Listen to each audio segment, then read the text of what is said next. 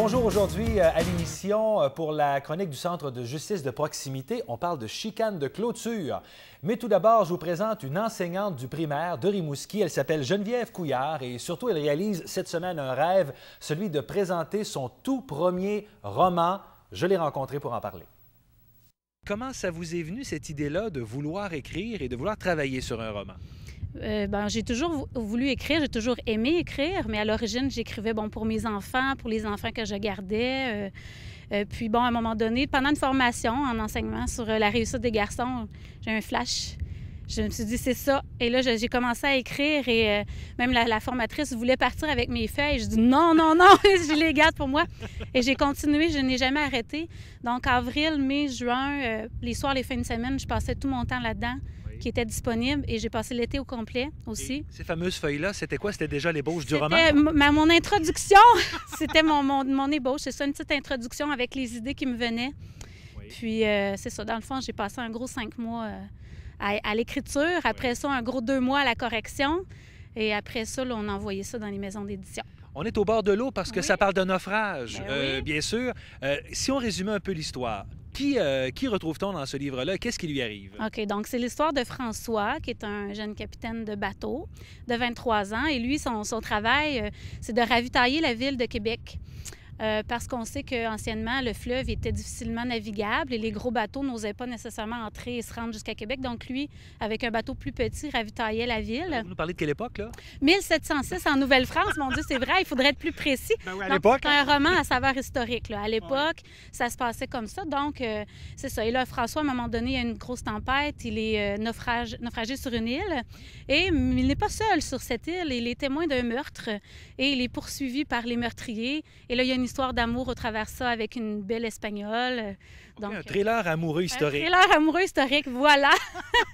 C'est pas pire pour un premier roman. Oui, on se lance en grand. Oui. Alors, ça demande aussi beaucoup de recherche. Oui. Pas seulement inventer les personnages et inventer l'histoire. Non, non, inventer l'histoire. Mais c'est sûr que moi, j'aime beaucoup la description.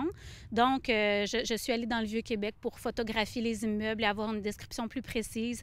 J'ai fait appel à la Bibliothèque nationale du Québec pour avoir des vieilles cartes avec le nom des rues, comment c'était disposé, les bâtisses importantes à ce moment-là. J'ai fait des recherches sur de quoi on se nourrissait à l'époque, c'était quoi la vaisselle, en quel matériaux c'était fait.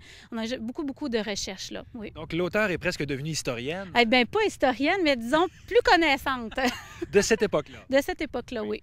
Et là, vous avez trouvé une maison d'édition oui. qui a décidé de vous donner un petit coup de pouce parce que c'est une maison d'édition qui se spécialise un peu auprès des nouveaux auteurs. Oui, c'est ça. Ça s'appelle les éditions Première Chance, qui est dans l'anneau d'hier.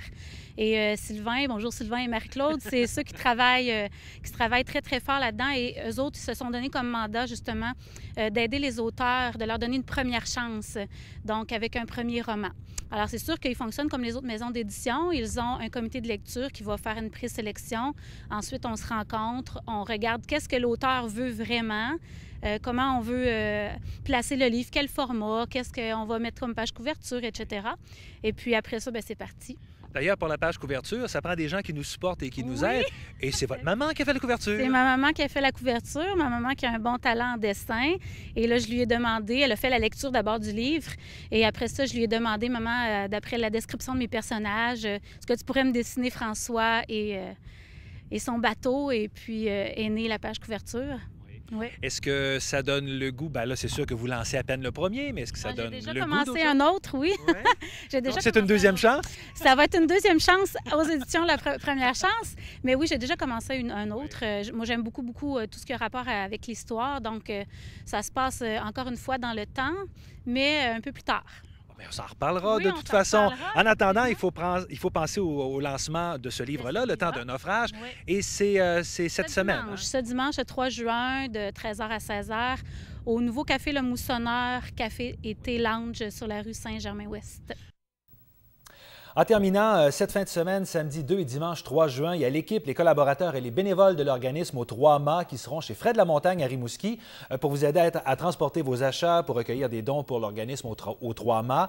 Je vous le rappelle, c'est un centre de jour pour les hommes et les femmes et leurs proches qui ont vécu des problèmes d'alcoolisme et ou de toxicomanie et qui veulent être appuyés dans une démarche de réinsertion sociale. Donc, samedi 2 et dimanche 3 juin, soyez généreux pour l'équipe et les bénévoles d'aux Trois-Mâts qui seront chez Fred Lamontagne. On s'arrête pour quelques messages.